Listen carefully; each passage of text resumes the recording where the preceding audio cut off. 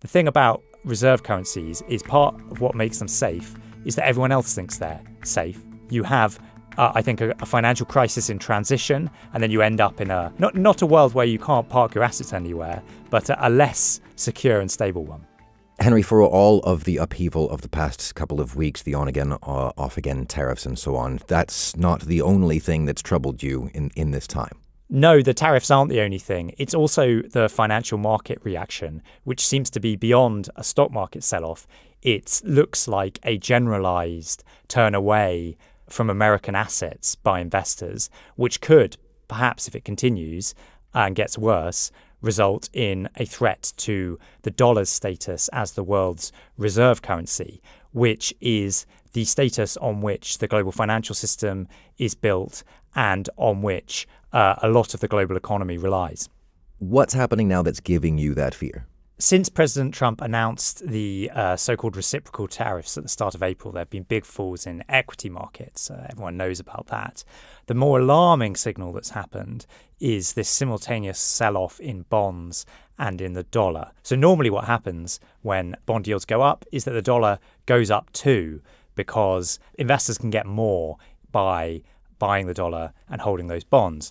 When your bond yields go up but the dollar goes down, it means that there's this generalized sell-off, a flight from those assets, which suggests investors are somewhat fearful. It's the kind of dynamic you see more in emerging markets. It's the kind of dynamic you saw in Britain after the disastrous mini-budget under Liz Truss's premiership. And that's what's sending this signal that maybe there's this risk premium now on US assets. And it's that's worrying. And what's also going on at the same time as the trade war is that Congress is preparing to loosen the purse strings as it renews the Trump tax cuts from the first term and potentially tries to add to them. And it's passed this budget framework, which is very aggressive in terms of the fiscal loosening that could go on, potentially more than the Trump tax cuts, the COVID stimulus and Biden stimulus combined, according to the Committee for a Responsible Federal Budget. So this big fiscal loosening is also enough to catch the attention of bond markets and dollar investors, I think. But surely these early signs are evident to also the Trump administration, to economic advisors in the administration, right? So clearly the administration will be watching the financial markets, and they have proved responsive already this month, turning around on some of the tariffs in response to what's going on. But what's pretty remarkable is that you have senior figures in the administration who aren't that keen on the dollar's reserve currency status. They've made Stephen Moran, who is the chairman of the Council of Economic Advisors, has made this argument that the strong dollar is a tax on manufacturing workers because it makes US exports more expensive. J.D. Vance has said that in the past as well. So there is this idea out there in MAGA circles that the reserve currency status is something that brings big costs. There were a lot of rumors flying in financial markets earlier this year about this so-called Mar-a-Lago Accord, which was based on something that Stephen Moran had written before he joined the administration. That's been left to the side now, but he did give this updated analysis in a speech recently, which entertained ideas such as asking foreigners to pay checks to the US government in order to pay for the services the US was providing to the world, which includes the provision of the reserve currency. And saying these kind of things in public is a pretty bold thing to do because for decades, the US government has been careful to say that it welcomes a strong dollar, that it is a safe harbour for international investors. But now the administration itself has actually cast a bit of doubt on that. And seems to be fairly untroubled by the kerfuffle that has raised. But let's game this out. Suppose the incipient signs that we see now pick up and this goes in the nightmare scenario. What happens? How does it play out? So I think the first thing that happens is that bond yields continue to rise as foreigners who own US Treasuries, so foreigners own, I think, $8.5 trillion of US Treasuries, most of whom, by the way, are private sector investors, with whom the Trump administration couldn't negotiate in a diplomatic fashion. If those investors start offloading bonds, bond yields go up. Now, that very quickly feeds back into America's budget because America has a lot of debt. Its debts are worth about 100% of its GDP. So you can think about it as a 1 percentage point increase in bond yields, and the interest costs you have to pay eventually lead to you have to find an additional 1% of GDP in taxes or spending cuts in order to pay those interest costs. So that loop starts turning, and eventually that would force Congress to act in order to steady the ship. And it would be something comparable perhaps to what happened in the global financial crisis, where Congress had to very quickly pass measures to stabilize the financial system.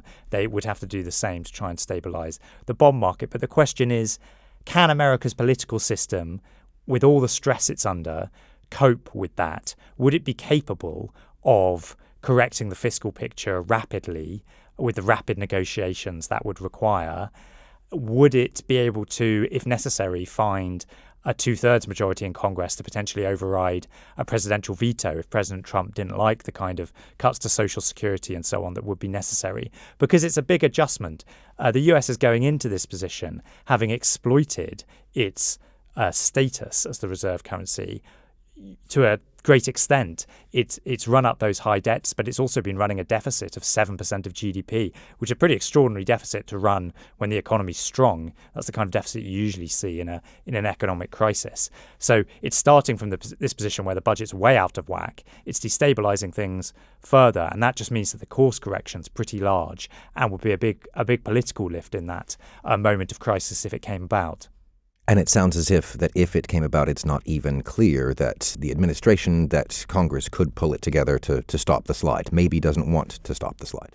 Well, I think they'd want to stop the slide. The question is, can the American political system reach that kind of compromise in its current condition, given what's happened in terms of polarization, given the Trump administration's attitude to the economy? I think there's lots of question marks there. And the other thing that would need to happen is that the Federal Reserve would be wanting to intervene to stabilize things in the bond markets, almost certainly.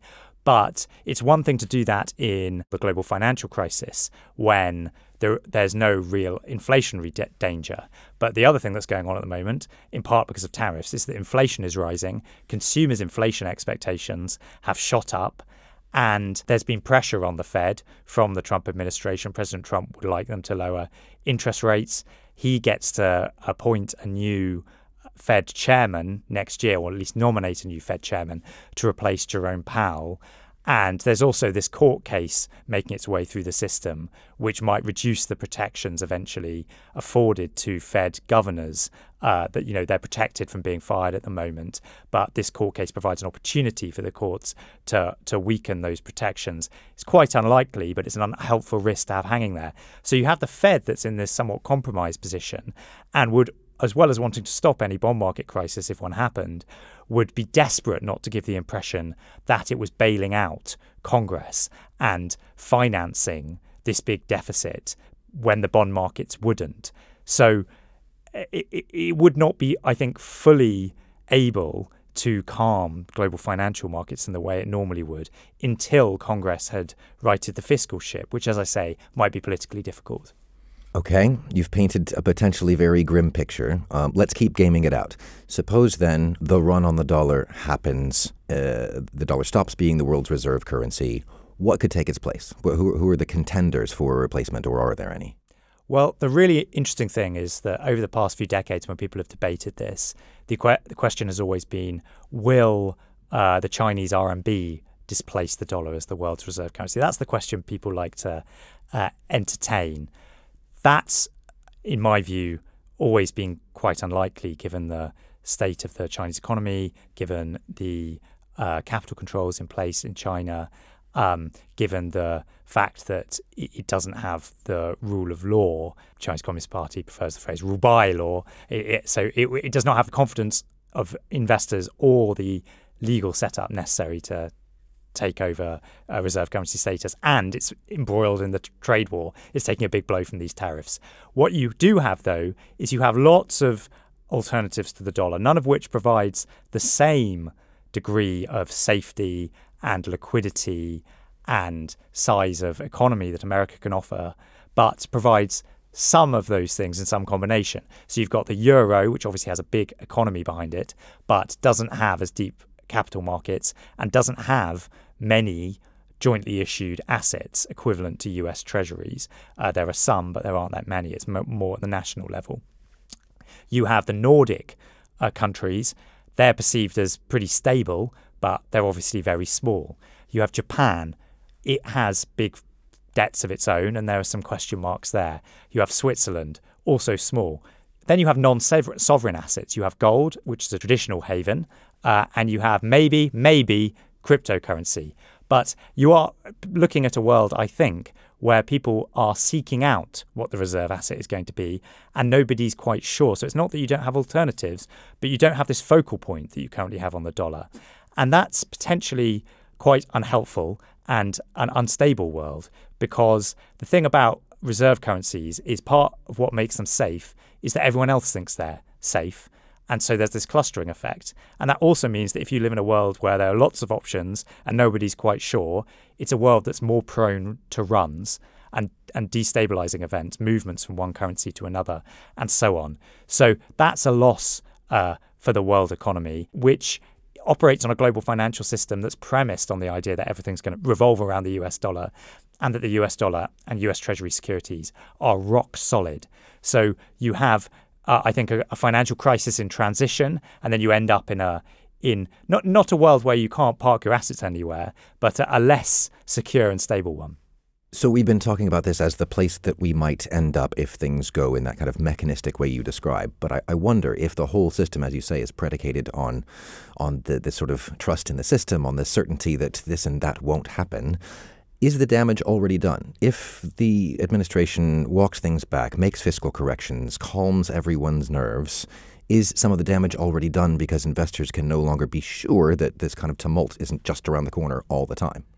So I think the dollar's position is so strong, its dominance of trade, its dominance of derivatives trading, of currency trading, of central bank holdings across the board, that if the Trump administration pursued a sort of stabilization agenda and rolled back the trade war, and there was a fiscal correction in Congress, that the dollar's position would be secure in the short term. I do think that they have now cast doubt on things to a degree that it wouldn't be quite as secure as it was a month ago, and that risk, perhaps a small risk premium even on the debt and the dollar, is always going to be there. So I think there's a permanent cost that's been incurred here, but we're not in the crisis yet. There's definitely the opportunity to correct course here still. Henry, thanks very much for your time. Thanks, Jason.